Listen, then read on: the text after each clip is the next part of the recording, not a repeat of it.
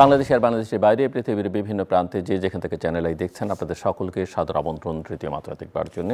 সাম্প্রতিক নানা বিষয় নিয়ে আলোচনার জন্য আমার সঙ্গে স্টুডিওতে রয়েছেন আমার বাবা আছেন বাংলাদেশ জাতীয়তাবাদী দল বিএনপি দলীয় সাবেক সংসদ সদস্য নীলুফার চৌধুরী মনি, এবং আমার ডানে রয়েছেন সিনিয়র সাংবাদিক, বাংলাদেশ ফেডারেল সাংবাদিক ইউনিয়ন বিএফইউর সাবেক মহাসচিব এবং এটি ইংরেজি দৈনিকেরও তিনি প্রধান সম্পাদক এম এ আজিজ।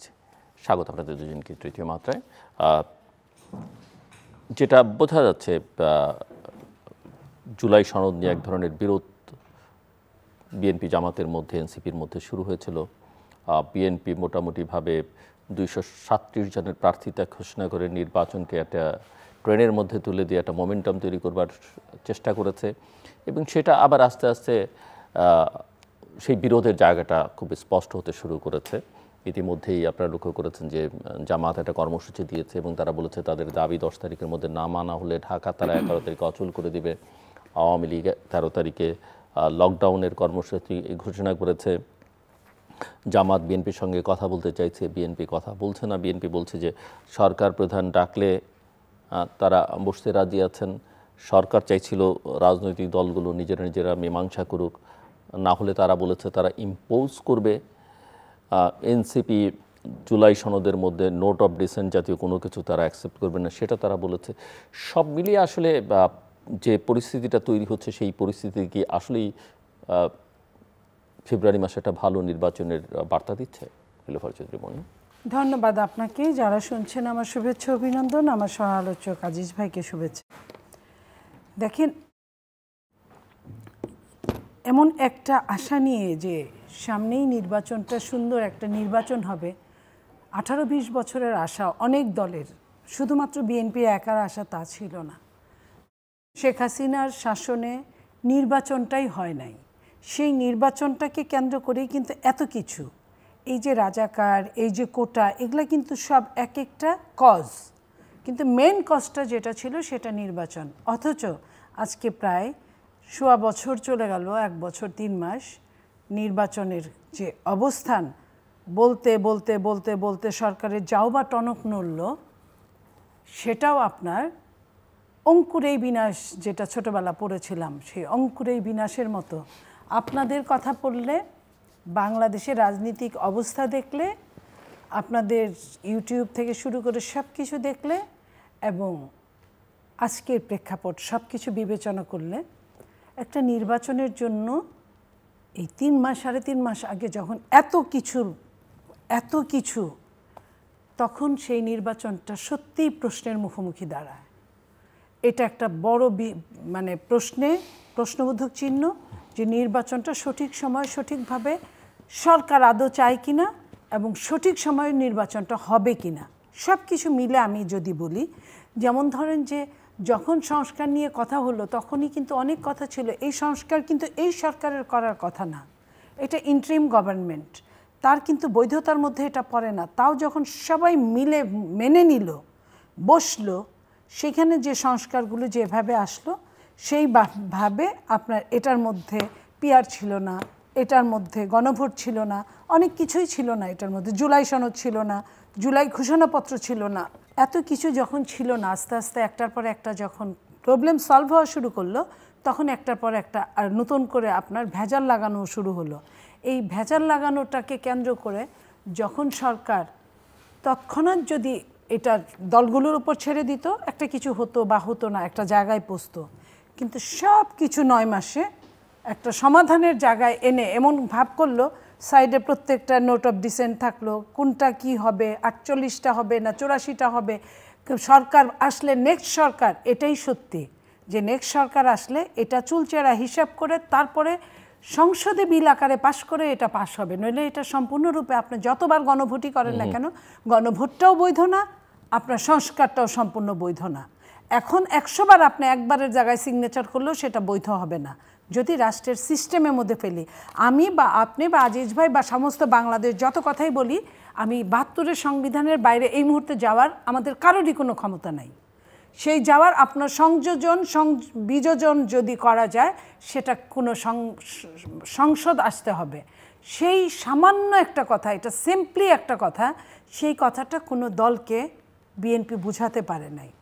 এবং বিএনপি তারপরেও একটা নির্বাচন, সুষ্ঠু নির্বাচনের লক্ষ্যে বিএনপি অনেক কিছু ডট ডট দিয়ে রাজি হয়ে এবং যেটা সত্যি সেটা বলে যে হ্যাঁ আমরা এটার পক্ষেই থাকব সরকার যে আসবে সরকারের মাধ্যমে। কিন্তু যখন একটা দল কোনোভাবেই বিশ্বাস করলো না, তারা যে কোনোভাবে তারা গণভোট চায়, তাই গণভোটটার জন্য বিএনপি একটা পর্যায়ে রাজি হলো। রাজি হওয়ার পরে যখন যেটা আটকে থাকলো সেটা গণভোটটা নির্বাচনের দিনে না তার আগে। নির্বাচনের দিনে গণভোট হলেও ইল্লিগাল, তার আগে হলেও ইল্লিগাল। আপনি যে দিক দিয়েই হিসাব করেন না কেন, এই যে আমরা ধান নাই খ্যার পাড়ানো গ্রামে বলে যে চিটাই পাওয়া যাবে শুধু ধান পাওয়া যাবে না, সেটার জন্য এত কষ্ট করছে এতগুলো দল। তাহলে এই অতীত থেকে 15.5 বছর থেকে আরও 2 বছরের 1-11 থেকে বাংলাদেশের রাজনীতিবিদরা কী আমার হিসাব মিলে না। কারণ এইখানে একটা বড় গোলকধাঁধা মধ্যে সবাই ছুটছে। আপনার ইসলামিক দলগুলো 8টা দল একসঙ্গে করে যে থ্রেডগুলো দিচ্ছে, তারা থ্রেড দিতে দিতেই বলল, বিএনপিকে অফার দিল যে আমরা বসতে চাই। পরের দিন সরকার প্রথমে একটা আপনার এমন একটা কাগজ দেখালো যে কাগজে বিএনপি বলছে সিগনেচারই করে নাই, সহ যারা সিগনেচার করেছে প্রত্যেকেই বলছে যে তারা ওই কাগজটায় সিগনেচার করে নাই। যেখানে সিগনেচার করেছিল সেখানে নোট অফ ডিসেন্ট ছিল। সেই কোনো আপত্তিই নাই। অথচ একটা সিগনেচার সমন্বিত একটা সরকার যখন, রাষ্ট্র যখন জনগণকে ব্লাব দেয়, তখন আর কিছু বলার থাকে না। তখন সে দেশে আপনার কোনো গণতন্ত্র, স্বৈরতন্ত্র, একনায়কতন্ত্র কোনো তন্ত্রই ঠিক থাকে না যদি সরকার ব্লাব দেয়। এইখানে সরকারের ব্লাবের যখন শিকার হয়ে গেল দলগুলো, তখন যখন তারা বলল যে আমরা এই পত্রে সিগনেচার করি নাই, তখন সরকার তড়িঘড়ি করে কি বললেন? সরকার বললেন যে 7 দিন সময় দিলাম, আপনারা সবাই মিট হয়ে আসেন। যে কাজটা সরকার প্রধান নিজে চিফ হয়ে বিদেশ থেকে ভাড়া করার লোক এনে যে কাজটা 9 মাসে করতে পারলেন না, সেই কাজটা আপনার যারা এম্বার্গো দেওয়া দলগুলো তাদেরকে নিয়ে সেই কাজটা কিভাবে 7 দিনে করবে, এটা কিন্তু একটা $1 মিলিয়ন কোশ্চেন। যে তাহলে সরকার কি চায়? সরকার কি নির্বাচন চান? সরকার যদি নির্বাচন চান তাহলে তো এখানে মধ্যস্থতা সরকার করার কথা। কারণ এই সরকারের প্রতি প্রত্যেকটা দলের কিন্তু আস্থা আছে, অনাস্থা নাই। তাহলে সরকার এখানে কি চান? সরকার কেন অনাস্থার জন্ম দিচ্ছে? এখানে সরকার ইচ্ছে করে সরকার প্রভাবিত করছে বিভিন্ন দলকে, বিভিন্ন দলের হয়ে কথা বলছে। এইখানে কিংস পার্টি খ্যাত, তাদের হয়ে সরকার এক সময় কথা বলে, এক সময় আপনার মৌলবাদ খ্যাত, তাদের হয়ে সরকার এক সময় কথা বলে, এক সময় সরকার সব ভজঘট বাঁধিয়ে দিয়ে তারপরে সবার উপর ঘাড়ের উপর ছেড়ে দেয়। এইভাবে তো একটা দেশের আর যাই হোক নির্বাচন হতে পারে না। মিস্টার এম এ আজিজ, আপনি নির্বাচন দেখেন, মানে এখন তো গণভোটের কথা নীলুফার চৌধুরী মনি উল্লেখ করলেন, কিন্তু তার আগে তো আবার আরেকটা ধাপ আছে, জুলাই সনদের বাস্তবায়ন আদেশ। সেই আদেশ আবার কিভাবে, কোন প্রক্রিয়ায়, কোন রূপে আবির্ভূত হবে, এবং সেই রূপ নিয়ে আবার এনসিপির একটা বক্তব্য আছে, কোনো নোট অফ ডিসেন্টের মধ্যে থাকতে পারবে না। সো আসলে কোন দিকে বাংলাদেশ যাচ্ছে? এবং আমি যেটা শুরুতেই বললাম, এই যে জামাতের কর্মসূচি, জামাতের বক্তব্য, এবং সেই বক্তব্যের মধ্যে তারা ঢাকা অচল করে দেবার মতো বক্তব্য রাখছে, আবার এটাও বলছে যে তাদের মুক্তিযুদ্ধের সময় তাদের অপরাধের জন্য ক্ষমা চাইতে হয় বা শাস্তি হয়, তাহলে জিয়াউর রহমান মুক্তিযোদ্ধাদের হত্যা করেছেন, তার কেন বিচার হবে না? সেই বিচারও তো করতে হবে। এই বক্তব্য জামাত আজকে হাজির করছে। তো সব মিলিয়ে, এবং জামাতের প্রোগ্রাম, আওয়ামী লীগের প্রোগ্রাম খুব কাছাকাছি সময়ের প্রোগ্রাম। সো কোন প্রোগ্রাম থেকে কি হবে, কার দায় কার উপরে চাপবে বলা খুব মুশকিল। সো আপনি কি দেখেন? ধন্যবাদ আপনাকে। আপনার শেষের কথাটা যদি শুরু করি, দেখেন ৭১-এর যে গণহত্যা, সেটা প্রাদেশিক সরকারে জামাতে ইসলামের 4 জন মন্ত্রী ছিল, এবং তারা সিদ্ধান্ত নেয় যে পাকিস্তানি সেনাবাহিনীকে তারা সহযোগিতা করবে, এবং তারা সহযোগিতা করেছে, যার ফলে আপনার এই গণহত্যা হয়েছে, আমাদের দেশের বীরঙ্গনা হয়েছে, সব কিছু এই রাজাকার আলবদর আল শামসরা এদেরকে জোগাড় করে দিয়েছে, খবর দিয়েছে সংসদ। কোনো নারী মুক্তিযুদ্ধের সময়, মুক্তিযুদ্ধ যারা দেখেছে, কোনো গ্রামের বৃদ্ধ থেকে শিশু পর্যন্ত কোনো নারী ভয়ে থাকে নাই, বাড়িতে থাকে নাই, এরকম অবস্থা ছিল। তো এখন যখন পাকিস্তান সোলজার আপনার আত্মসমর্পণ করে, রেস করছে, তখনও কিন্তু বলে যে সেনাবাহিনী, পাকিস্তান সেনাবাহিনী এবং তাদের অ্যাসোসিয়েটরা সব আত্মসমর্পণ করে, অর্থাৎ আল বদর, আল শামস সব ওই দিন সারেন্ডার করে। অর্থাৎ আমি বলতে চাচ্ছি সেটা পাকিস্তানের অংশ ছিল, পাকিস্তান হানাদার বাহিনীর অংশ ছিল জামাত ইসলাম। এই গণহত্যার দায় পুরোপুরি, এটা মাপ চেয়ে মীমাংসা হয় না। গণহত্যা, আপনাকে এখন হত্যা করলে আপনার পরিবার আমাকে ছেড়ে দিবে? গণহত্যার কোনো মাপ হয় না তাদের। আমার বক্তব্য হলো 24-এর গণহত্যার বিচার হলে 71-এর গণহত্যার বিচার চলমান থাকবে না কেন?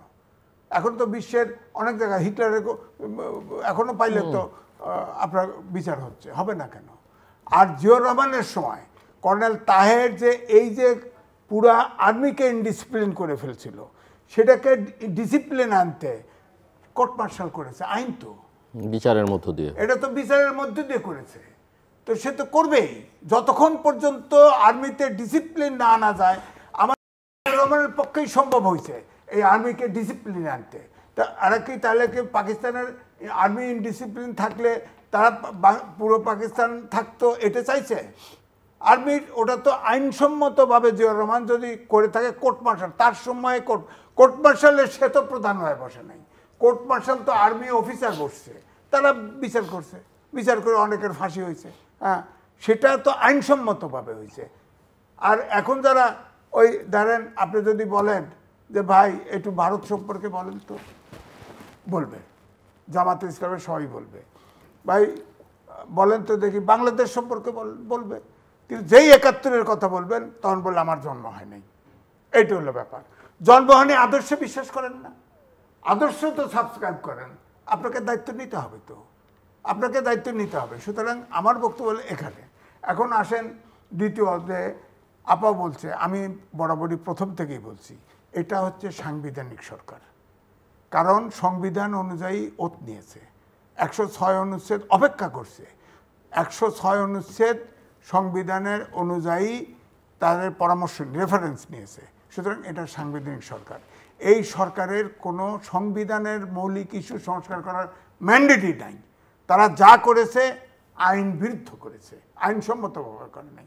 এখন জুলাই সনদ ধরেন, জুলাই সনদ সবাই স্বাক্ষর করতে চেয়েছে, সবাই স্বাক্ষর করেছে। এখন ওখানে আপনার জামাতের 4টে নোট অফ ডিসেন্ট ছিল, এনসিপির 1টা নোট অফ ডিসেন্ট ছিল, আর বাকিটা ছিল বিএনপির। যেটা বিএনপি যেগুলো দিয়েছে তার অধিকাংশ হচ্ছে সংবিধানের সাথে সাংঘর্ষিক, যেটা সংবিধান যেটা অনুমান, অর্থাৎ তারা বলছে যে সংবিধান সংসদে এটা আলোচিত হবে, এটাই তো বৈধ। আপনি কোনো যেমন ধরলেন জুলাই সনদ বলা হচ্ছে এনসিপির পক্ষ থেকে দাবি, এখন জামাতও চায় এটাকে আইনি ভিত্তি দিতে হবে। আইনি ভিত্তি কেমন করে দিবে? সংসদ ছাড়া। আইনি ভিত্তি তো একমাত্র সংসদ দিতে পারে। তা আপনি যেটা বলা হলো যে গণপরিষদ বলেন আর গণভোট বলেন, আর সংসদ একবারে নির্বাচন করে আপনি গণভোটের অংশ অর্থাৎ এটাকে আলোচনা করে আপনার সংসদে যে পাশ করলো, এটা হলো তো চুক্তি। এটা তো অভ্যুত্থানের শক্তিগুলো একসাথে বসেছে, তারা একটা আন্ডারস্ট্যান্ডিংয়ে বসে গেছে। গণভোট হচ্ছে আন্ডারস্ট্যান্ডিং, গণভোট তো সংবিধানে নাই। তাহলে গণভোট হবে কিনা এটাও তো সংসদে এনডোর্স করে নিতে হবে, গণভোট তো নাই। আপনার সংবিধানের বাইরে তো যেতে পারবেন না। বাইরে গেলে ধরেন এই যে বলা হয়েছে জুলাই সনদে নয়, প্রধান উপদেষ্টার আদেশের উপরে গণভোট হবে। বলেন তো, সংবিধান জীবিত, রাষ্ট্রপতিও আদেশ দিতে হবে, প্রেসিডেন্ট প্রধান উপদেষ্টার সহ কেউ কোনো অর্ডিন্যান্স আদেশ জারি করতে পারে না, সবটাই অবৈধ। অবৈধ। এখন দেশটা তো অবৈধ। এখন ধরেন সরকার থেকে বলা হয়েছে যে যদি আপনারা একমত না হইতে পারেন তাহলে আমরা আদেশ জারি করব। ওইখানেই কবর রচনা হবে এই সরকারের। আমি বলে দিলাম, দেশটা অন্ধকার যুগে যাবে। আমি শিওর যে ওই জুলাই আদেশ আইনি ভিত্তি দেওয়া ছাড়া এই ইউনূস সাহেব দিবে না। এবং আমার কাছে বুঝি নাই যে জুলাই সনদে আইনি ভিত্তি দিতে হবে। প্রফেসর ইউনূস সরকার সেটা দিবে? এটা যদি দেয়, না দিলে তো মানবে না, এনসিপি মানবে না। এনসিপি ওনার পার্টি, এনসিপি যা করে তাই তো শোনে। উনি কিভাবে আইনি ভিত্তি দিবে? দিতে পারবে না। এই না, জন্য উনি তো বলছি, পারবে না। যদি আইনি ভিত্তির কথা বলে, প্রথম আমার বক্তব্য হচ্ছে ঐক্যবদ্ধ কমিশনে নিবন্ধিত দল আছে এখন 57টি, বসছিল 30টি নিয়ে। হ্যাঁ, এটার ব্যাখ্যা দিতে হবে কেন 30টি হলো। না, 30টি তো সবাই নিবন্ধিত না, স্বাক্ষর যেটা না না করেছে অনেকেই না, এনসিপি নিজেই তো নিবন্ধিত ছিল না। 18টা না 20টা নিবন্ধিত দল স্বাক্ষর আচ্ছা, কেন? করেছে। 2 হলো আপনি সবগুলি দলের নীতি আদর্শ আলাদা, আপনি সবাইকে একমত হতে করেন কি করে, বলেন কি করে? সেখানে এনসিপির নোট অফ ডিসেন্ট আছে, জামাতেরও নোট অফ ডিসেন্ট আছে, বিএনপিরও আছে। সেই নোট অফ ডিসেন্ট সহ সবগুলো দল, 25টি দল, 30টি ছিল বামরা সাইন করে না, 30টি দল স্বাক্ষর করেছে। ঐক্যমত কমিশন কে আলোচনা করলেন, ফুট করে আপনার নোট অফ ডিসেন্ট ফেলে দিয়ে আপনি একটা অধ্যাদেশ জারি করে দিলেন। মানে আপনি কি মনে হয় যে ওনারা কি আদেশ জারি করবেন? মানে আপনি সংবিধানে থাকুক না এখন থাকুক, যে জায়গায় আসছে, জারি না করলেও বিপদ, জারি করলেও বিপদ। অর্থাৎ এখন আর এই তাহলে আপনি কি বিএনপি, কারণ বিএনপি তো অনেক ছাড় দিয়ে দিয়ে অনেক কম্প্রোমাইজ করেছে বিগত দিনগুলো আমরা দেখেছি যে বিএনপির মধ্যে সমস্যা তৈরি হয়েছে। বিএনপি, জামাত এবং এনসিপির মধ্যে আর কোনো সমঝোতার সম্ভাবনা দেখেন না? আমি সম্ভাবনা শব্দটি ব্যবহার করলাম না, সম্ভাবনার সমস্যাটা এখন যেটা হয়েছে রাইভেলরি। দেখেন, বিএনপির নায়েবে আমির, সে বলছে জামাতের নায়েবে আমির তাহের সাহেব বলছে যে উনি কিন্তু থেরাপি নাই, আঙুল তুলতে হবে, আঙুল ঘি তাদের লাগবেই। হ্যাঁ, এটার অর্থ কি? বল প্রয়োগ করবে। এখন বিএনপি যদি মাঠে নামে কি দাঁড়াবেটা কি? আর একটা বলছে যে কি, যে আপনার কি, আরেকটা বলছে যে হাঙ্কি বাঙ্কি চলবে না। উনি কি অর্থ বুঝে বলছে এটা? হাঙ্কি বাঙ্কি আমি গুগল সার্চ দিয়ে বার করছি। একটা হলো যৌন কার্যকলাপ, আর একটা অর্থ হলো অনৈতিক বা অসাধু আচরণ, আর একটা হলো ভোগলাবাজি বা কৌশল। উনি কোনটা বুঝেন? ভোগলাবাজি বা কৌশল। হ্যাঁ, ভোগলাবাজি বুঝে। এটা আপনি যে যেটাকে ইউজ করতে পারে, হ্যাঁ, যে যেটাকে না করা যাবে। এগুলো কি? এগুলোর অর্থ হচ্ছে যে আপনার তারা অল আউট ওয়ারে যেতে চায়। বলেছে ঢাকা অচল করে দেবে, ঢাকা অচল করবে, ঢাকা অচল করবে। আমার ধারণা যে হোটেলগুলো ভাড়া পাবে, হোটেলগুলো খাবার বিক্রি করতে হবে। কি করবে? এইটা যে অচল অবস্থা যদি তৈরি করে, যে পরিবর্তনটা ঘটবে, অর্থাৎ পলিটিশিয়ানদের হাত থেকে দেশ ছুটে যাবে, নিশ্চিত ছুটে যাবে। এবং এইখানে আপনি জানেন দুর্ভোগ বেশি পৌঁছাবে কিন্তু জামাতের উপর এবং এনসিপির উপর, কারণ খেলাধুলা বেশি করছে এই দুইটা। হ্যাঁ, আপনি ইউনূস সাহেব এদেরকে দাগি বানাই দিছে, বিএনপিকে ডেকে লয়ে যায়, জামাতকে লয়ে যায়, এনসিপিকেও সব জায়গায় সমান্তরাল। বলেন, এনসিপি তো নিবন্ধনই ছিল না। কিন্তু সেটা তো খালি প্রফেসর ইউনূসের দোষ দিলাম, কেন বিএনপি তো সেটাই চাইছে। বিএনপি তো এখন তাদেরকে এমপিও বানাতে চাইছে, মন্ত্রীও করতে চাইছে। বিএনপি তো উদার না, বিএনপি মন্ত্রী লিবারেল ডেমোক্রেটিক পার্টি হিসেবে বিএনপি তাদের সিট দিতে চাইছে, আলোচনা হচ্ছে, মন্ত্রী চাইছে, শোনা যায় যে আলোচনা হচ্ছে। কারণ এনসিপির পক্ষে তো বলা হয়েছে যে তাদের এই জুলাই সনদে যারা স্বাক্ষর করবে, শর্ত মানবে, তাদের সাথেও আমরা যেতে পারি। অর্থাৎ জামাত তো মানি, বিএনপি তো মানছে না, সুতরাং জামাতের সাথেই হতে পারে। অবশ্য এটা বলতে পারি, আমি আগেও বলছি, আপনার টেবিলেও বলছি, এই এনসিপির সদস্য যে পার্টির সাথেই ঐক্য করুক না, ওদের একটারও জামানত থাকবে না। যে পার্টি যে পরিমাণ বিতর্কিত হয়েছে, একটারও জামানত থাকবে না। আওয়ামী লীগের হাসিনার সময় আমিডামি করছিল না, 3টা আপনার কিংস পার্টি করছে না, একটারও জামানত থাকে নেই। ঠিক সেই অবস্থা হবে। তা আমার মনে হচ্ছে যে দেশটাকে ডক্টর মোহাম্মদ ইউনূস, আপনি যখন 6 তলা হাঁটা উঠায়, তখন আমি তার পক্ষে লিখেছি, তার পক্ষে টকশো করেছি, কত হ্যাকেল হয়েছি। আমি বলছি যে এটা দেশের সম্পদ। এখন তো কি যে উনি এই যে 8 থেকে শুরু করে মাস্টার্স পর্যন্ত 7-8টা ব্যাচ সবাইকে বলে তোমরা সব উদ্যোক্তা হও। একবারও বলে নাই দেশ ফিরে যাও, শ্রীলঙ্কার সব ফিরে গেছে, নেপালের সব ফিরে যাও। আমাদের বলেন তো, এই বিজ্ঞানের যুগে, প্রযুক্তির যুগে, অটোমেশনের যুগে কি হবে?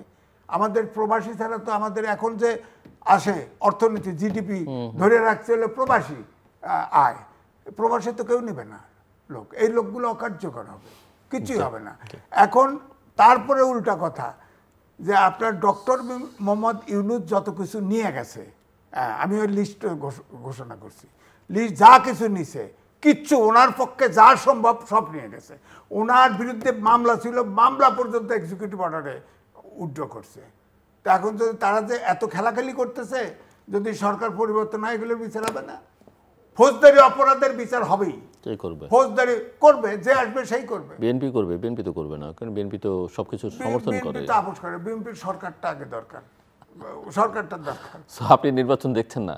না, আমি নির্বাচন এই জুলাই সনদটা যে যখন ইউনিস করবে তখনই টালমাটাল হয়ে যাবে দেশ।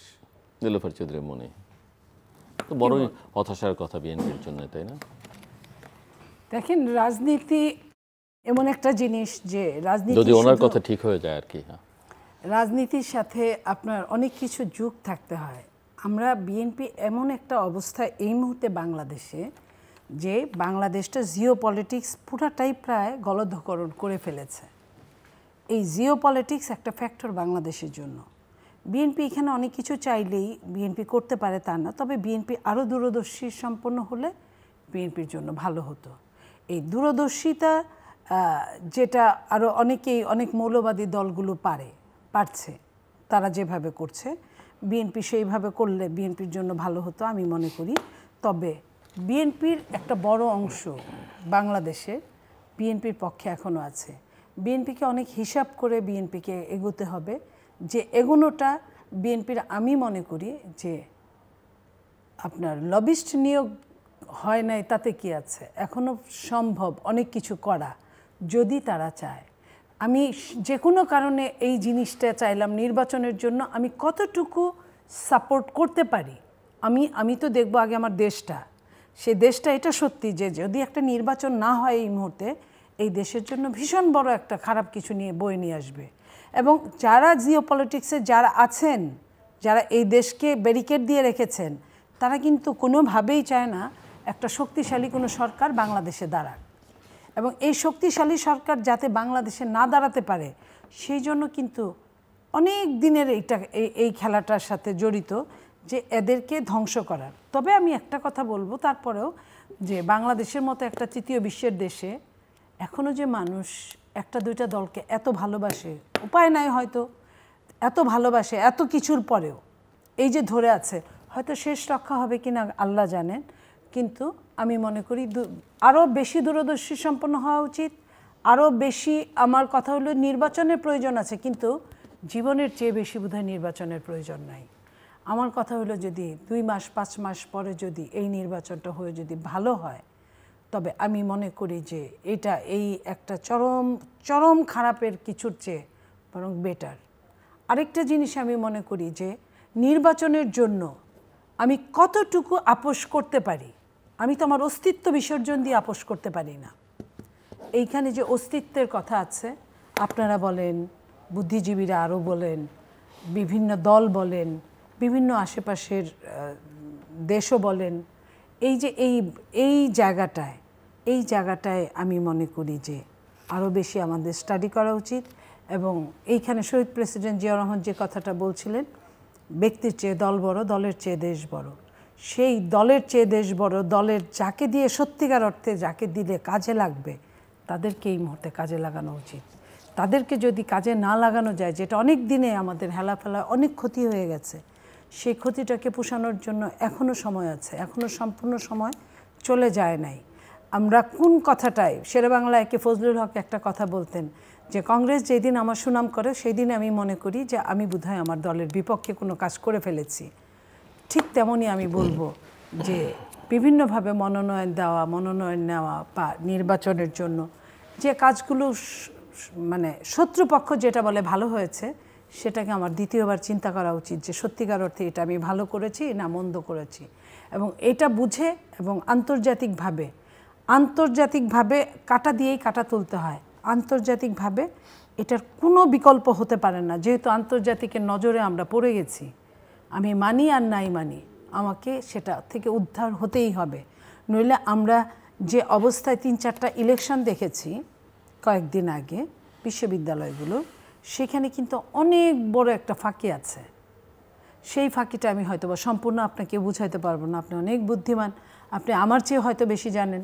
সেই অবস্থায় যদি বাংলাদেশের জাতীয় নির্বাচনটা যদি সেই দিকে নেওয়া হয়, তাহলে ডিজাস্টার হয়ে যাবে এই দেশের মানুষের জন্য, এই দেশের ধর্মের জন্য, এই দেশের গণতন্ত্রের জন্য এবং এই দেশের রাজনীতিবিদদের জন্য। সবার জন্যই কিন্তু এটা ভীষণভাবে মানে টাচি এবং ডিজাস্টার শব্দটা আমি আবারও বলছি, এরকম একটা কিছু ঘটবে। এই জায়গাটায় আমরা থাকতে চাই না। আমরা চাই এই দেশটা আমাদের। একটা দুর্বল সরকার গঠন করতে পারলে জিও পলিটিক্সের লাভ, দুর্বল সরকার গঠন করতে পারলে যে কোনো দিনই সরকারে আসবে না তার লাভ, যেমন এখন আছে। এখন যারা চায় যে এই সরকারটা, অন্তর্বর্তীকালীন সরকার প্রত্যেকটা পদক্ষেপে প্রত্যেকটা ক্ষেত্রে চরমভাবে ব্যর্থ, সেই ব্যর্থ সরকারটাকে যারা রাখতে চায়, যেটা ডক্টর ইউনূস সাহেব কিছুদিন আগেই বলেছেন কোনো এক জায়গায়, যে কেউ আমাকে 5 বছর রাখতে চায়, 10 বছর রাখতে চায়, 20 বছর, ইভেন 50 বছর। 50 বছর যদি আমরা হিসাব করি তার বয়সের সাথে প্রায় 137 থেকে 40 বছর হয়ে যায়। উনি বলতে বলতে ওটাও ভুলে গেছেন যে বাংলাদেশের বিশ্বের প্রেক্ষাপটে এই মুহূর্তে একটা মানুষ 130-40 বছর বাঁচে না। উনি এটাও বলে ফেলেছেন। ওনার কোনো দল নাই, তারপরে উনি 130 বছর। এটা যদি কোনো দলের কোনো নেতা, বিএনপি বলতো, আওয়ামী লীগ বলতো, জামাত বলতো, তাহলে বুঝতাম যে তারপরে তার ছেলে বা তারপরে তার পরবর্তী নেতা সেটা হতো। ওনার তো তাও নাই, অথচ উনি এই কথাটা বলেছেন। এই কথাটা উনি কতটা শক্তিশালী এটা আমাকে বুঝতে হবে। উনি একটা বিশ্বের গিনিপিগ ছাড়া আর কিচ্ছু বলতে পারি না আমি, একদম খুব মামুলি গিনিপিগ। সেই গিনিপিগ আপনি হতে পারেন নোবেল লরিয়েন্ট, কিন্তু সে যে গিনিপিগ থাকলে খুব আপোষে আমার দেশের করিডোর চলে যায়, খুব আপোষে আমার দেশের আপনার কি পোর্ট চলে যায়, খুব আপোষে আমার দেশের এরিয়া চলে যায়, একটা আস্ত একটা এরিয়া চলে যায় সেইখানে। এবং আমরা যখন কথা বলছি তখন আমরা এটাও শুনছি যে নর্থ বেঙ্গলে কিন্তু বেশ কয়েক বর্গ কিলোমিটার দখল হয়ে গেছে। এটা নিয়ে কোনো পত্রিকা, কোনো টেলিভিশন, কোনো আপনাদের মতো প্রথিতযশা সাংবাদিকরাও চুপ করে আছে, আমরা জানি না। তো এইটা জানার জন্য কিন্তু রকেট সায়েন্স পড়তে হয় না, এটা জানার জন্য 1 টাকা দিয়ে একটা ফোন করলেই হয়ে যায়, কিংবা ওইখানে প্রশাসনের সঙ্গে যোগাযোগ করলেই হয়ে যায়। তো সেইখানে আমরা এইটুকু কাজ করতে পারি না। এবং এই নির্বাচনটা যদি তাইরে নাইরে নির্বাচন হয়, তাহলে এই দেশের মানুষগুলোকে একটা সাইডে রেখে এই দেশের যত রকমের সুন্দর জায়গা জোগা আছে জায়গাগুলো নিবে। কেউ এখন পৃথিবীতে মানুষ নেয় না, শুধু রসটুকু নিয়ে নেয় শুষে। আর আগেও এই দেশে রস শুষে নিয়েছে, এই দেশ একদম কপর দক্ষিণ আছে, আজকেও এই দেশে রস নেওয়ার চিন্তা করছে। এবং এই দেশের ভৌগোলিক অবস্থান দুই পাশে, এক পাশে না, দুই পাশ থেকে আপনার ভৌগোলিক অবস্থানকে সরিয়ে ফেলার জন্য চিন্তা হচ্ছে। এটাও যদি রাজনীতিবিদরা না বুঝে, এর চেয়ে দুঃখজনক আর কিছু হতে পারে না। মিস নীলুফার চৌধুরী মনি যে বিষয় নিয়ে আলোচনা করছেন, সেই কথার সূত্র থেকে এখন প্রশ্ন করি, মূল যেখানে আমরা ছিলাম সেখানে আমি একটু পরে আবার আসবো। বিএনপি 237 জনের একটা প্রার্থীতা ঘোষণা করেছে, কেমন হলো এই নমিনেশন? দেখেন, বড় সংগঠনে ধরেন 4 জায়গায় বড় ধরনের প্রার্থী নিয়ে আপনার ঝগড়াঝাটি হচ্ছে, গোলমাল হচ্ছে, আর একটা প্রার্থী স্থগিত করেছে। এটা কিন্তু বলা হয়েছে এটা চূড়ান্ত নমিনেশন না। সুতরাং এটা তো কারেকশন হতে পারে এবং আরও 63টা একদম শেষ দিন পর্যন্ত হতে পারে, শেষ দিন পর্যন্ত হতে পারে। সুতরাং 17 বছর এই দলটি নির্বাচনে যায় নাই, নির্বাচন করতে পারে নাই। এক একটা সিটে আপনার 5 জন, 6 জন, 3 জন, 4 জন করে প্রার্থী আছে। সুতরাং তাদের ভিতরে তো আপনার দলাদলি তৈরি হয়েছে। আবার নমিনেশনটা 1 বছর আগে জামাত দিয়ে দিয়েছে। আওয়ামী লীগ নাই এখন, প্রধান প্রতিদ্বন্দ্বী জামাত 1 বছর আগে দিয়েছে। তারা প্রত্যেকটা সেন্টারে পর্যন্ত এজেন্ট পর্যন্ত ঠিক করে ফেলেছে, অথচ বিএনপির নমিনেশন দেয় নেই আগে, যার ফলে এই ঝগড়া। তো জামাতের বিএনপি তো একই শক্তির, একই নেচারের রাজনৈতিক দল না, এটা তো মানতে হবে। জামাত তো ওয়েল ডিসিপ্লিনড, মানে আমরা বলি সবাই, বা হ্যাঁ তাদের ডিসিপ্লিন আছে, অন্য দিক থেকে তাদের 1000 একটা সমালোচনা আমরা করতে পারবো, কিন্তু বিএনপি তো আর সেই রকম দল না। এটা তো মাস পিপলের সঙ্গে সম্পর্কিত না। বিএনপির ধরেন অনেক মিড লেভেলের, অনেক স্টলার্ড নমিনেশন পায় নাই। একটা তো হইতে পারে, এমনও হতে পারে, অনেক বিবেচনা, যারা নমিনেশন দিয়েছে তারা পলিসিটা বুঝবে। এমনটা হতে পারে যে একটা গ্রুপকে আপনার সংগঠন করার জন্য রাখলো, আর একটা গ্রুপ সরকার পরিচালনার জন্য রাখলো। আবার ধরেন নারী পার্সেন্টেজে নমিনেশন খুব কম দিয়েছে, সেখানে নারী ধরেন সেটাই বা কেমন হলো? 5%ও তো এখন পর্যন্ত যে নমিনেশন হয়েছে, 5%ও নারী কোটা এবং এটাও যাদের নমিনেশন দেওয়া হয়েছে তারা সবাই কোনো না কোনোভাবে পারিবারিক সম্পর্কের কারণে সূত্র ধরে এসছেন। নারী এবং মাইনরিটির ক্ষেত্রে বিএনপির মনোনয়ন তো সেই অর্থে খুব একটা ইতিবাচক একটা পাই না। নারী না, শুধু নারী না, মানে মাইনরিটি নারীর কথা বলছি ওভারঅল। হ্যাঁ, ওভারঅল আপনার মাইনরিটি এবং নারী সেখানে আপনার কোটা পূরণ হয় নাই। তো নারীদের তো ধরেন মহিলা কোটায় 50টা আছে, সেখানে ধরেন যত পার্সেন্ট সংসদে সিট পাবে এখান থেকে ধরেন তত পার্সেন্ট দিতে পারবে। এতে করেও দেখা গেছে যে নারী তো এবারের সংস্কারে কমপক্ষে 10% রাখতে হবে, সেটা তো পূরণ হয় কিনা সন্দেহ আছে। সুতরাং নারী যারা রাজনীতিতে ছিল, সক্রিয় ছিল, তাদের পারিবারিক কোঠায় আপনার বাদ দেওয়া আমার কাছে মনে হয় এটা সঠিক হয় নাই। কারণ নারীরা যারা রাজনীতি করছে, নিরূপা আপা রাজনীতি করেছে, এইভাবেই দেখতে হবে তাকে। সে বাদ পড়ে গেছে। সে তো ফুল টাইম আপনার এই যে ধরেন টক শোতে প্রত্যেক দিন 2-3টা টক শো করতেছে, এটাও তো একটা মানে রাজনীতির অংশ, তাই না? সুতরাং অনেকেই এটা বঞ্চিত, আমি বলবো বঞ্চিত আছে। নারী অনেক সময় বড় বড় নেতাদের কথা বলবার জন্য পাওয়া যায় জীবনের ঝুঁকি যেমন ধরেন ওনাদের পাওয়া গেছে। আওয়ামী লীগের শেষ সময়ে 5 বছর তো আমাকে ছাড়া পান নাই একজন, কারণ আসলে গেটে আসলে ধরে নিয়ে যায়, কি করবে? আমি বেকুব, আমি আসছি, আমি আসছি, কথা বলছি, স্মার্ট বেকুব, ধরাও করেন নাই, ধরেও না, মারেও না, ধরে নিয়েছিল, বলছে আমি মানে বাড়তি কথা অ্যাডভান্স করে বলে ফেলছি, তখন আমাকে ছেড়ে দিয়েছে। যাই হোক, তো আমার ফ্যামিলি তো নিরাপদ হয়নি, আমার ফ্যামিলি তো সব ধরছে, ভিলেন বলে লাভ দিয়ে কেউ বিদেশি অর্গানাইজেশনে চলে গেছে, কেউ বিদেশে চলে গেছে, হ্যাঁ, ইত্যাদি ইত্যাদি। তো যাই হোক, যে কথা আসছিলাম আমি বলি, জামাত আলোচনার অফার দিয়েছিল বিএনপিকে, আপনি খেয়াল করে দেখেন, সাথে সাথে আবার মাঠে চলে গেছে আন্দোলনের জন্য। আলোচনা থাকলো, অফার থাকলো, আবার পিয়ার সিস্টেম তারা নিচে কক্ষেও চায়, এটা ঐক্যমত কমিশনের প্রস্তাব নেই, আলোচনায় নেই, তারা পিয়ার সিস্টেম নিয়ে, এটা হলো তারা আসলে দেশটারে সমস্যা তৈরি করতে চায়, নির্বাচন পিছাইতে হয়তো চায়, অথবা নির্বাচন না হোক এই সময়, তারা এইটাই চায়। নইলে কেন পিয়ার সিস্টেম নিয়ে এত কেন? আপার হাউসে পিয়ার সিস্টেম হবে মোটামুটিভাবে, সমস্যাটা একটাই, আনুপাতিক নির্বাচন। আর বিএনপি বলছে যে সংসদে যে ভোট যত পার্সেন্ট পাবে সেই পাবে আপনার উচ্চকক্ষে হবে, সেটা আলোচনা করে সমাধান করতে পারতো, আলোচনা করে। এখন বিএনপি বলছে জুলাই সনদের যেটা নোট অফ ডিসেন্ট সহ যেটা স্বাক্ষর করেছে তার বাইরে বিএনপি যাবে না, আর আইনি ভিত্তি সহ জুলাই সনদ স্বাক্ষর চায়, জামাতও চায়, এনসিপিও চায়, ইসলামিক ঐক্য জোটও চায়। তো এটার সমাধান তো এখন ঐক্যবদ্ধ কমিশনে যেহেতু সমাধান হয় নাই, কারণ ওই জায়গায় নোট অফ ডিসেন্ট রাখে নাই, এখন এই অন্তর্বর্তীকালীন সরকার 7 দিন সময় দিছিল, যে এই 7 দিনের ভিতরে না দিলে আমরা ঘোষণা দেব, এবং এই ঘোষণা দিলে স্যাটিসফাই হবে না, আইনি ভিত্তি দিতে পারবে না, আইনি ভিত্তি দিলে এই সরকার অবৈধ ঘোষণা হবে, কেউ কোর্টে যাবে না। আমরা মামুরা কোর্টে যাওয়ার কথা বলছেন, আমি জাস্ট কোর্টে যেহেতু কেয়ারটেকার গভর্নমেন্টের ইস্যুটা আছে, এটার কি হবে আপনি মনে করছেন শেষ পর্যন্ত? কেয়ারটেকার গভর্নমেন্ট ইউনিট সরকারের হাব ভাবে মনে হয় না কেয়ারটেকার গভর্নমেন্ট নিয়ে আসতে চায়, না, কিন্তু এটা তো আদালতের ইস্যু, আলাদা ইস্যু, হিয়ারিং এক্সপিডাইট করবে। আমরা আর মামুরা কোর্টে আপনার ধর্ণা দিলেই হয়, অ্যাটর্নি জেনারেল নমিনেশন পাচ্ছে, অ্যাটর্নি জেনারেল এটা পার্সু করতে পারে না, পার্সু করে পড়ে আছে কেন, পড়ে আছে কেন? যদি দিতে চায় আপনার তত্ত্বাবধায়ক সরকারের হাতে দিয়ে সরকার বয়ে থাকলেই পারে, সে জায়গায় তো যাচ্ছে না। তত্ত্বাবধায়ক সরকার তো সবাই চায়, সবাই চায়, সব পার্টি চায়, বিএনপিও চায়। সুতরাং এখানে তো সমস্যার সমাধানের জায়গা আছে, কিন্তু অন্তর্বর্তীকালীন সরকার এটা হ্যান্ডেল করতেছে কেন? তারা তো আসলে এই জায়গায় আমার কাছে মনে হচ্ছে সমস্যা। অর্থাৎ তারা ওই যে আগে বলছিল না, পাশ দিয়ে হেঁটে গেলে 5 বছর 10 বছর আপনার জীবন থাকা পর্যন্ত থাকেন, ওইটা বোধ হয় এখন ওই কথা না কইতেছে না কেউ, কারণ সবাই জানে যে দেশটা তো আউলে গেছে।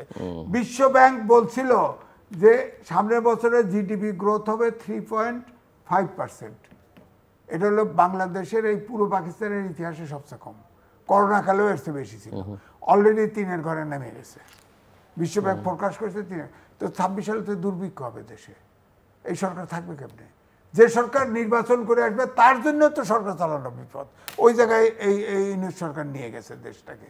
নির্বাচন না হলে নির্বাচিত সরকার, IMF এর লোন লাস্ট কিস্তি আটকায় গেছে, কয় নির্বাচিত। কিন্তু সরকার তো ভালো, আমরা বিএনপির মুখে এতদিন শুনলাম না। হ্যাঁ, বিএনপি তো বেশ জোরেশোরেই বললো যে এই সরকার ভালো, আমরা সবকিছু সমর্থন করি। কোনো মতে তোয়ায় তো আমাদের দেশে বলে আদর যত্ন করে কোনো মতে নির্বাচনে ঢুকে যায় কিনা, এটা পারে নাই তো। ইউনূস সরকারের ব্যবহার হয়ে গেছে। রাজনীতিটা হয়, হ্যাঁ হয়েছে তো। যাদের বিএনপি বলছে যে তাদের পদত্যাগ চাই, ইউনূস সরকার প্রত্যেক বৈঠকে তাকে সামনে দিছে।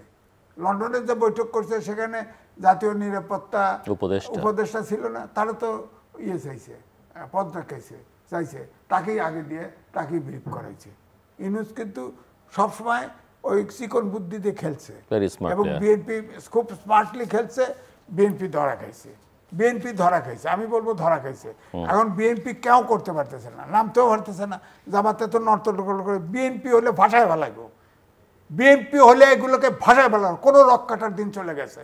বিএনপি নামুক, এই বিএনপি এই তো কইছে না অচল করে দেবে, অচল কি একটারও লুলা বানায় হেলে দেবো। বিএনপি নামায় দেন, নামবে না তো, বিএনপি নামতে পারবে না, কারণ দেশটা তো নষ্ট হয়ে যাবে।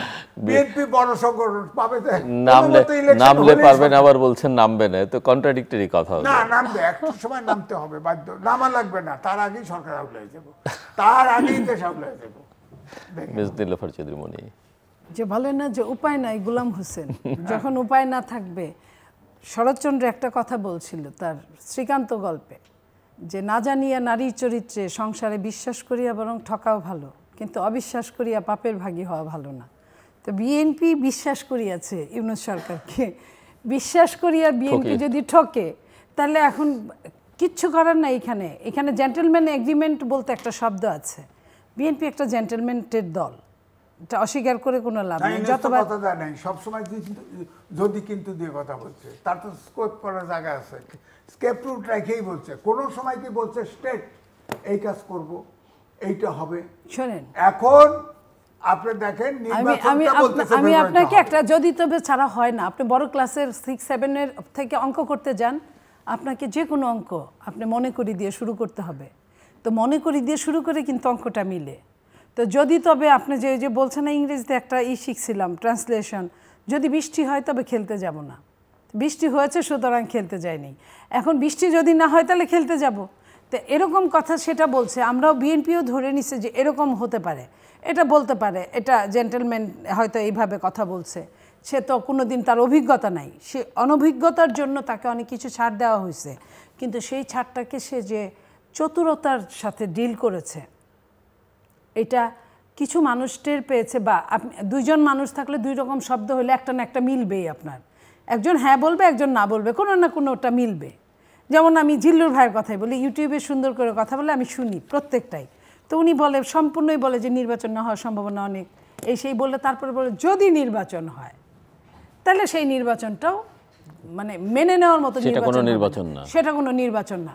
তো এই যে উনার জায়গায় কিন্তু উনি যদি বলছে, উনি কিন্তু ইউনূস সাহেবের মতো না, উনি অনেক দিনের পুরখাওয়ার ইতিহাস, ওনার যত রকমের পোর্টফোলিও আলা, আপনার কি বলে স্টার আলা যত পলিটিক্যাল লিডার আছে সব কিন্তু এই টেবিলে আসা, সব এই টেবিলে, আজকে থেকে না, সেই 15-20 বছর, 22-25 বছর হয়ে গেল। তো সেই জায়গায় যদি তাদেরও যদি এই কথাটা, এই জন্যই এটার নাম রাষ্ট্রবিজ্ঞান, যে বিজ্ঞান সবচেয়ে ঊর্ধ্বে, কিন্তু 2 আর 2 যোগ করলে সবসময় 4 হবে না, কখনো 5ও হইতে পারে, কখনো 3ও হইতে পারে। তো সেই জায়গা থেকে আমরা বলতে চাই, যতটুকু না বললে তো সমস্যা। ধরেন যখন আমরা বলি যে নির্বাচনটা দেখি না, তখন আপনার দলের নেতারাই বলে ও তো নির্বাচন চায় না। হ্যাঁ, সেটা এই জন্যই তো বললাম যে এটা দলের নেতারাই বলে, যদিও আমার ধারণা যে আমার চাইতে বেশি নির্বাচন দরকার, চাই, তাড়াতাড়ি চাই, এটা আপনার দলও বলে নাই, কোনো দলই বাংলাদেশে বলে নাই। আমি যতবার বলেছি, সমস্যা শুধু ওইখানে না, আপনার সঙ্গে যে কথাগুলো আসে, আপনি যেটা বলছেন আমি সেটাই বলছি, যে কারা এই কথাগুলো কিছু কিছু মানুষ বলে। একটা গুপ্ত রাজনীতি বলে চালু হয়েছে কিছুদিন আগে, অনেক আগে থেকেই ছিল, কেউ টের পায় নাই। সেই গুপ্ত রাজনীতির আওয়ামী লীগ যেহেতু পতিত হয়েছে, আওয়ামী লীগের গুপ্ত রাজনীতির লোকগুলা বের হয়ে গেছে, কিন্তু যে দলগুলা পতিত হয় নাই তাদের গুপ্ত রাজনীতির নেতারা কিন্তু গুপ্তর মধ্যেই আছে। কোনটা ইমপ্লিমেন্ট হয় আর কোনটা হয় না অনেকটা তাদের উপর ডিপেন্ড করে। আমি এইখানে কথা বলতে না বলতে আমার বলা শেষ হওয়ার আগে কিন্তু জায়গা মতো কথা চলে যায়। অনেক দিন যাবত এই টকশোতে আসি তৃতীয় মাত্রায় সহ অনেকখানেই বলি, এইখানে আরও বেশি বলি যে কিছু মুনাফেক, কিছু মির্জাফর সবগুলো দলে আছে। তখন কিন্তু টের পেতাম, বলতাম, কিন্তু কোন দল থেকে এটা বুঝতে পারতাম না, কেউই বুঝতে পারতো না। আপনারা তো অনেক দিনের পুরখাও সাংবাদিক, আপনারাও কিন্তু আঙ্গুল তুলে বলতে পারতেন না। এখন যে বিপদটা পড়ে আমরা, যে বিশেষ করে ডাকসু নির্বাচনে যেটা ক্লিয়ার করে দিয়ে গেলো, অনেক কিছু শিখায় গেছে ডাকসু নির্বাচন, যেটা ক্লিয়ার করে দিয়ে গেলো। আমরা প্রথমে মুনাফেক বলতাম, বলতে দেখি ঝড়ের মতো গালি আসে, ঝড়। তারপরে ওটার শব্দটা সুন্দর করে আপনার চলনসই শব্দ গুপ্ত বের করা হলো। এখন মুনাফেক বললে খারাপ শোনা যায়, কিন্তু গুপ্ত বললে তারাও একটু খুশি হয়, কারণ তারা তো গুপ্ত। তো এই যে আমি যে নামেই আপনি আমারে ডাকেন না কেন, যে নামেই ডাকেন না কেন, সেই নামটার কিন্তু একটা ব্যাপার, ওই নামেই আমি নিজেকে বুঝবো। তা আমি এখন ধরেন গুপ্ত দিয়ে শুরু করলাম। আমার দলে গুপ্ত কতজন আছে আমি তো জানি না। সেই গুপ্তদের পাওয়ার যে নর্মালদের চেয়ে অনেক বেশি, এটা কিন্তু আমি বুঝতে পারি, কিন্তু বলতে পারি না। এই যে বুঝতে পারা, বলতে না পারা, এই বাংলাদেশের রাজনীতির টানাপোড়েনের একটা বড় একটা সাবজেক্ট এইখানে। আমরা তো রাষ্ট্রবিজ্ঞানে পড়েছি, জিল্লুর ভাইও পড়েছে, কিন্তু রাষ্ট্রবিজ্ঞানের মধ্যেও কিন্তু অনেকগুলো সাবজেক্ট আছে। মিলিটারি আইন, নর্মাল আইন, পাবলিক অ্যাডমিনিস্ট্রেশন পড়তেই হয়, আপনার কি বলে স্ট্যাটিস্টিক্স পড়তেই হয়। সেই পড়াগুলোর মধ্যে ওইটাও একটা সাবজেক্ট। এই যে গুপ্ত রাজনীতিটা বোধহয় ভবিষ্যতে, অদূর ভবিষ্যতে বাংলাদেশের যোগ হতে পারে। এদের যে পাওয়ার, এরা যেখানে যে রাজনীতি করুক, আমি যদি আপনাকে ঢাকা বিশ্ববিদ্যালয়ের কথা বলি, তাহলে আমি এটা বলবো যে ওখানে কিছু ছাত্রদল তো ছিল না, থাকার মধ্যে ছাত্রলীগই ছিল একচেটিয়া, কিছু বাম ছিল। বামরা সবসময় আওয়ামী ঘেঁষা ছিল, সমস্যা হয় নাই। আর যারা নিরপেক্ষ হিসেবে হিজাব পরা, দাড়ি পরা, পরা সাধারণ ছাত্রছাত্রী হিসেবে তারা ওখানে থেকেছে।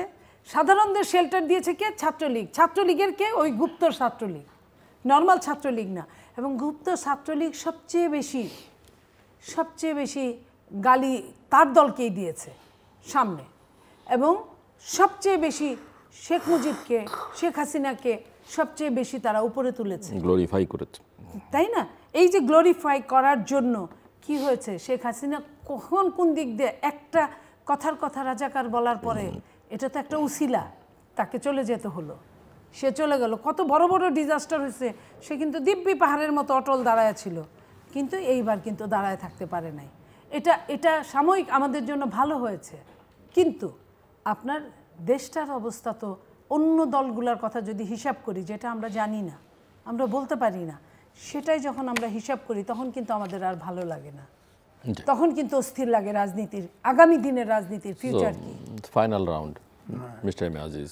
বিষয়টা হলো যে ধরেন বিএনপি ইলেকশনের জন্য অনেক ছাড় দিছে, যেমন ছাড়টি দিছে এই সরকার সাংবিধানিক সরকার। প্রেস সেক্রেটারি বলছে বিএনপি 7 তারিখে 3 মাসের আলটিমেটাম দিয়ে নির্বাচন চাইছিল। সাংবিধানিক সরকার হলে সংবিধানে আছে একটি সংসদ চলে গেলে 3 মাসের ভিতরে নির্বাচন, না হলে আর 3 বছর। ধরেন 3 মাসের ভিতরে যদি নির্বাচন হতো, যে হেট্রেট আওয়ামী লীগের উপরে ছিল, হ্যাঁ, আওয়ামী লীগ কত 5টা 10টা 20টা 15টা সিট পাইত, আওয়ামী লীগ কিন্তু মুসলিম লীগের দিকে চলে যেত। এখন এই এক্সিকিউটিভ অর্ডারে অ্যাক্টিভিটিস প্রতি সহানুভূতি বাড়ানো হয়েছে, এখন অ্যাক্টিভিটিস বন্ধ রেখে আওয়ামী লীগের প্রতি সহানুভূতি বাড়ানো হয়েছে আমাদের দেশে, এবং ব্যর্থতা, সরকারের ব্যর্থতার কারণে। সরকারের ব্যর্থতা না, এটা ব্যর্থতা না, সরকার ইচ্ছা করে এটা করেছে, সরকার এটা প্ল্যানের মধ্যে করেছে। আপনি দেখেন মামলাগুলো করেছে কারা? শুধু বিএনপি মামলা করেছে, তার মানে সারা বাংলাদেশে বিএনপি আওয়ামী লীগের শত্রু হয়েছে। অন্য কোনো দলগুলো যারা মৌলবাদ, যারা অন্যান্য, যারা সরকারে যাওয়ার স্বপ্ন দেখছে, তারা কিন্তু একটা মামলাও করে নাই, বরং তারা তাদেরকে ঠাঁই দিয়েছে, তারা তো পূজা মণ্ডপে ঠাঁই দিয়েছে, তারা পূজা মণ্ডপে গিয়ে গীতা পাঠ করেছে, তারা আপনার পূজা মণ্ডপে গিয়ে রোজা এবং পূজাকে একাকার করে ফেলেছে, তো তারা কিন্তু মিশে গেছে না, তার জন্যে তারা ক্ষতিগ্রস্ত হয়েছে। আগের যে প্রথম যেমন জামাতের যে ভাবটা ছিল, ওটা কিন্তু কেটে স্থিতি অবস্থা আসছে। আমার বক্তব্য হচ্ছে বিএনপি ইউনুসকে সে ইন্টারন্যাশনাল চতুর, এইটা হিসাবে ভুল করছে। আমিও ভুল করছি, আমি ভুল করছি, তার পক্ষে বলছি বেকুবের মতো। আমিও একটা সময় তার পক্ষে বলছি বিএনপি বেকুবের মতো তারে বিশ্বাস করে তখন যদি বলতো যে ওত দিচ্ছেন 3 মাসের ভিতরে নির্বাচন দেন, এক কথায় নির্বাচনটা নিল সব কুল রক্ষা হইতো, দেশটা অচল হইতো না, এটা করে নাই। এখন এই জন্য আমি বলছি, আর ডাকসুর কথা বলছেন, ধরেন যদি এই ফেসিবাদী আওয়ামী লীগ সরকার পলায়ন না করতো তাহলে কিন্তু আপনি ঢাকা ইউনিভার্সিটিতে শিবির দেখতেন না, ওই ছাত্রলীগের লোকই তলাই থাকতো, গুপ্তই থাকতো। 3 জনের ভিতরে গুপ্ত একজন শিবির নাই, জামাত নাই, এটা কেমনি বুঝবেন? এই জন্য এই সরকারের উচিত ছিল গুপ্ত রাজনীতি করবে আন্ডারগ্রাউন্ড পার্টি, বামপন্থীরা। গুপ্ত রাজনীতি গণতান্ত্রিক ব্যবস্থায় গুপ্ত রাজনীতির জায়গা নেই, এই রাজনীতি ব্যান করা উচিত ছিল, নিষিদ্ধ করা উচিত ছিল। গুপ্ত রাজনীতি থাকবে কেন? আপনি ঢাকা ইউনিভার্সিটি যারা ছাত্রলীগের হেলমেট বাহিনী ছিল তারা ইলেকশনে দাঁড়ালো কেমনে? গুপ্ত বা গুপ্ত যারা, গুপ্ত রাজনীতি গণতান্ত্রিক যুগে গণতন্ত্রে কোনো অবস্থাতেই সমর্থন পায় না, তাদের নিষিদ্ধ করা উচিত। এইটাই আমার বক্তব্য। এই জন্যই বলছি যে এখন দেশের যে অবস্থা, আমার কাছে এটা মনে হচ্ছে, আপনি যেটা বলছিলেন যে আমি বহুত আগে এখানে এই টেবিলেও বলছি, ভূ রাজনীতির ফাঁদে বাংলাদেশ, এটা আমি বলেছিলাম। এখন আমেরিকায় যে কর ট্যাক্স বসাইছিল আমেরিকা, তখন যা গোপন চুক্তি করে আসছে, এটা জানেন আপনি কি চুক্তির ভিতরে আছে? এরপর তো জানেন না। এখন যে সেনাঘাঁটি হবে না, এটা কি করে বলেন?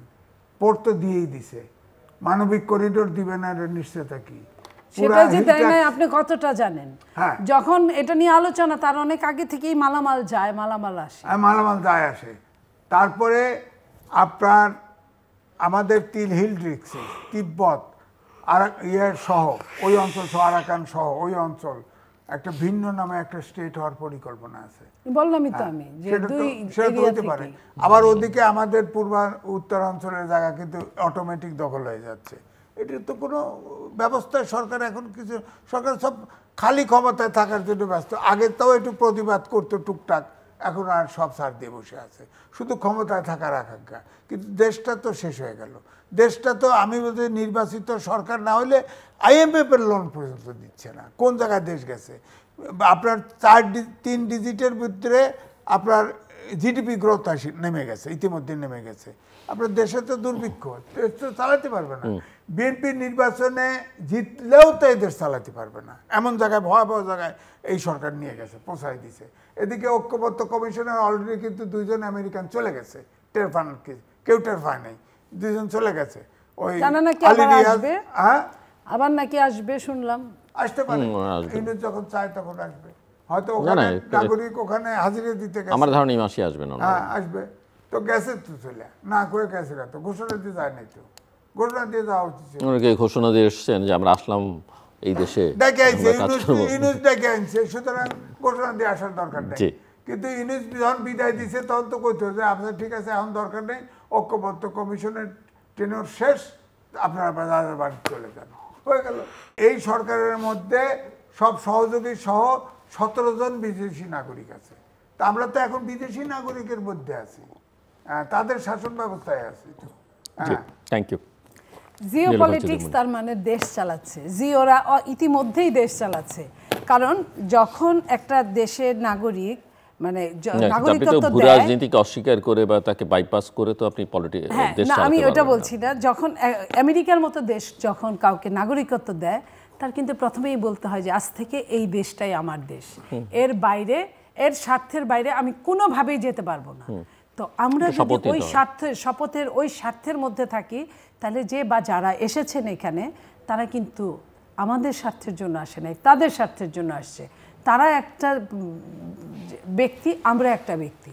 হতে পারে আমার দেশ থেকে অনেকেই ওই দেশের নাগরিক হয়েছে, কিন্তু তাদের সঙ্গে তো এই দেশের সম্পর্কটা হৃদ্যতার, কিন্তু বাহ্যিক দৃষ্টিতে যে দেশের সম্পর্কটা যেটা থাকতে হয়, সে কিন্তু ওইখানকার নাগরিক, ওইখানের আইন কানুন সে সম্পূর্ণরূপে মেনে চলতে বাধ্য। তার এইখান থেকে সরার কোনো রকম উপায় নাই। মিনিমাম শুনলে সে রাষ্ট্রদ্রোহী হবে। সেই রাষ্ট্রদ্রোহিতাকে মাথায় নিয়ে তো তার এখানে এসে আবার ফিরে যাওয়ার কথা না। সো তাদের যতদিন প্রয়োজন পড়বে, যে গিনিপিগের কথা বললাম, ততদিন এইখানে থাকবে। আপনার মনে পড়ে 1/11 যখন হয়, তখন কিন্তু এই ইউনুস সাহেবেরই আসার কথা ছিল, যে কারণে শেখ হাসিনা পরবর্তী এই 15 বছর তাকে এক চোখেও দেখতে পারে নাই। তো ইউনূস সাহেব তখন এরকম কথা বাজারে ছিল যে 2 বছরের জন্য আসবে দেখে উনি থাকবে না, বেশি দিন মিনিমাম 10 বছরের জন্য দিতে হবে, তো তাইলে উনি থাকবে। তো উনি তো একটা টার্গেট নিয়েই আসছে, উনি আপনি 1 বছরে বিদায় করবেন, এত তাড়াতাড়ি বিদায়িত হবে আমার তো মনে হয় না। কারণ উনি এখানে ফ্যাক্টর না, ফ্যাক্টর ওনাকে দিয়ে কী কী কাজ করানো হবে। আপনার সঙ্গে যদি তার মিলে, তাহলে আপনি যদি এখানে বেশি মানে আপনি চালাক হন, তাহলে আপনার সাথে মিললে সে তখন জাতিসংঘের প্রার্থী, আপনার সঙ্গে না মিললে সে তখন এই দেশের প্রার্থী। আপনাকে এখন সহজভাবে মেনে নিতে হবে আপনি কোনটা নেবেন। আপনার বুদ্ধি যদি বেশি হয় তার চেয়ে, আমি আবারও বলছি, তাহলে সে জাতিসংঘের প্রার্থী। আর আপনার বুদ্ধি যদি এখানে মার খেয়ে যায় তাহলে সে এই দেশের প্রার্থী। আমার কাছে মনে হয় ইউনূস সাহেব পরাশক্তির এজেন্ডা বাস্তবায়ন করছে, এটা বলার অপেক্ষা এবং কি? এই নির্বাচনে বজগট যেহেতু দেশ চালাতে পারতেছে না, সে এমন একটা পরিস্থিতি তৈরি করবে যে শক্তি দেশ চালাবে সেই শক্তি ওই পরাশক্তির এজেন্ডা নিয়ে আসবে। সুতরাং জাতির ভাগ্যে দুর্যোগ আছে, দুর্যোগ আছে, এটা ধরেই নিতে হবে যে আমরা তৃতীয় বিশ্বের একটা রাষ্ট্র। এখানে বড় বড় শকুনদের চোখ পড়েছে, বড় মুরলদের চোখ পড়েছে। আমি যদি আরও শুদ্ধ ভাষায় বলি, সেই মুরলরা যদি আগে মনে মনে ভাবতাম যে রুপি যদি খাইতে হয় তাহলে রুপি খাওয়ার চেয়ে ডলার খাওয়া বোধহয় ভালো, যে বেশি পয়সা পাবো, বা পাউন্ড খাওয়া। এখন তো মনে হয় ডলারও আমার না, রুপিও আমার না, কিছুই আমার না, আমি যে বাঙালি, আমার বাঙালি তত্ত্ব নিয়েই মারা যাইতে হবে। সেইখানে কখন কিভাবে মারা যাবো এটাই হলো বর্তমান শব্দ। এই যে রাজনীতিবিদরা যারা যে ধরনের কাজ করছে, এই মানুষের দীর্ঘশ্বাস একটা বিশাল জিনিস, কেউ এখান থেকে রক্ষা পায় না। আজকে যারা বুঝে বা না বুঝে অন্যায় কাজগুলো বেছে নিচ্ছে, আমি তাদের উদ্দেশ্যে বলতে চাই, অতীতে যারা মন্ত্রী ছিল, মিনিস্টার ছিল, এমপি ছিল, তাদের কেউ মনে রাখে না। আপনি বলেন একটানা 20টা 30টা মন্ত্রীর নাম আপনি খুঁজে পাবেন না, আগামী দিনেও বা বর্তমানেও যারা আছে তাদেরও একটা সময় খুঁজে পাওয়া যাবে না। সো দেশের মঙ্গলের জন্য, জাতির মঙ্গলের জন্য এই কাজটা করার জন্য এমপি মন্ত্রী হতে হয় না। এই যে আপনি বললেন না, এমপি মন্ত্রী হতে হয় না। একজন মানুষ, আমি তো মনে করি একটা অনেক এমপির চেয়ে আমি নীলুফার চৌধুরী মনি, যদিও জিল্লুর ভাইদের উসিলায় আমাকে চিনে মানুষ, অনেক মানুষ ভালো চিনে, এবং যারা চিনে তারা ইমেজ সহ চিনে। শেষ করতে হবে, এটাই আমি বলতে চাই। এই দেশের কাজে যেন জীবনের শেষ মুহূর্তটা কাজে লাগে, এই দোয়াটাই সবার করা উচিত, সবার থাকা উচিত এইখানে। দর্শক অনুষ্ঠানের শেষ প্রান্তে আমরা সামাজিক যোগাযোগ মাধ্যম ফেসবুক, এক্স এবং ইউটিউবে 3 মাত্রা লাইভ স্ট্রিম হচ্ছে, আপনারা দেখতে পারেন। টেলিভিশনের পর্দায় দেখতে না পারলে যে কোনো সময় যে কোনো স্থান থেকে ইউটিউবে 3 মাত্রা চ্যানেলটি সাবস্ক্রাইব করে এই পর্ব বা পুরোনো পর্বগুলো আপনারা দেখতে পারেন। মিস্টার এম এ আজিজ এবং মিস নীলুফার চৌধুরী মনি, অসংখ্য ধন্যবাদ এই আলোচনা অংশ নেবার জন্য। দর্শক, আমার অতিথিরা শেষ রক্ষা হবে না, রাষ্ট্র জনগণকে ক্রমাগত প্লাব দিচ্ছে, এরকম বহু কথা বলেছেন। সরকার প্রধানকে ঘিরে ওনাদের নানা রকমের অভিযোগ, সেটাও হাজির করবার চেষ্টা করেছেন। মূল কথা, এই সব কথার আড়ালে যেটা মূল কথা, সবাই চায় বাংলাদেশের গণতান্ত্রিক প্রক্রিয়ায় একটা মধ্য দিয়ে বা নির্বাচনের মধ্য দিয়ে বাংলাদেশ গণতান্ত্রিক হয়ে উঠুক, জনগণের শাসন প্রতিষ্ঠিত হোক। কিন্তু সেটা এখনও পর্যন্ত যে দৃশ্য দেখা যাচ্ছে তাতে অদৃশ্য, মানে অসম্ভব একটা ব্যাপার হয়ে দাঁড়াচ্ছে, এবং পরিস্থিতিটা ক্রমাগতই জটিল থেকে জটিলতার আকার ধারণ করছে। কিন্তু নির্বাচন একটা হওয়া দরকার, অবশ্যই সেটা যেন নির্বাচন হয়, ভালো নির্বাচন হওয়া দরকার। কিন্তু পরিস্থিতি যেদিকে যাচ্ছে সেখানে একটা বড় চ্যালেঞ্জ হয়ে দাঁড়িয়েছে যে নির্বাচনকে কেন্দ্র করে বা নির্বাচন পূর্ব পরিস্থিতিটা কতটা শান্ত থাকবে বাংলাদেশে, মানুষের জীবন কতখানি নিরাপদ থাকবে, এবং এই চ্যালেঞ্জ মোকাবেলা করবার প্রস্তুতি বাংলাদেশ সরকারের আইন শৃঙ্খলা রক্ষাকারী বাহিনীর আছে কিনা, সেটাই এখন সবচেয়ে বড় প্রশ্ন। আমাদের সঙ্গে থাকবার জন্য অসংখ্য ধন্যবাদ, আপনাদের সবার জন্য শুভকামনা।